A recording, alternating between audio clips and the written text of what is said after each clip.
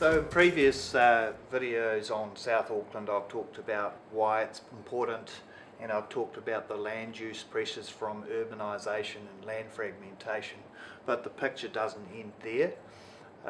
One of the other key constraints for this remaining a sustainable growing area is water. If we're thinking about quantity of water, we need to note that the two main water resources for the Pukekawa and Pukekawa area are the Waikato River and groundwater resources associated with the Waikato River and its tributaries, and also the aquifer which sits underneath this and is actually relatively unconnected to the Waikato, which is known as the Kawa.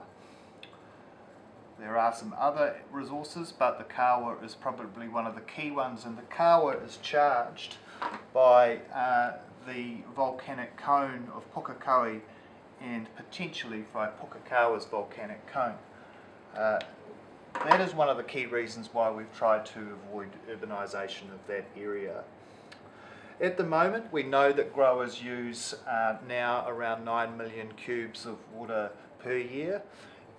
But with the increasing pressure, they are going to be required to use more water to grow crops more intensively on a lesser area of land. And by 2044, we predict that that demand will double to about 19 million cubes per year.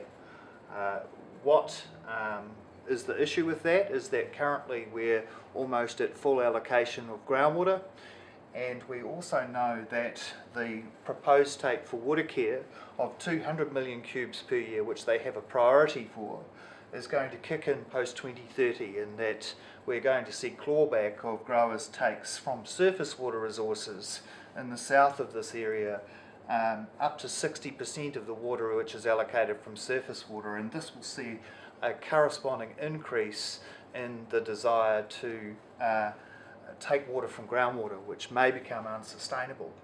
So these are really challenging issues for growers, and that is why we've been doing a lot of efficiency work with how growers use water. That's not the only issue though. There is demand issues, and there are quality issues. As we increasingly intensify our production here, we have impacts on groundwater and surface water quality, which we're working hard to try and manage. But many of those pressures are increasing as a result of urban intensification. We also are seeing far more stringent requirements on the Waikato River as a result of quite understandable desires to improve the health and well-being of the Waikato River.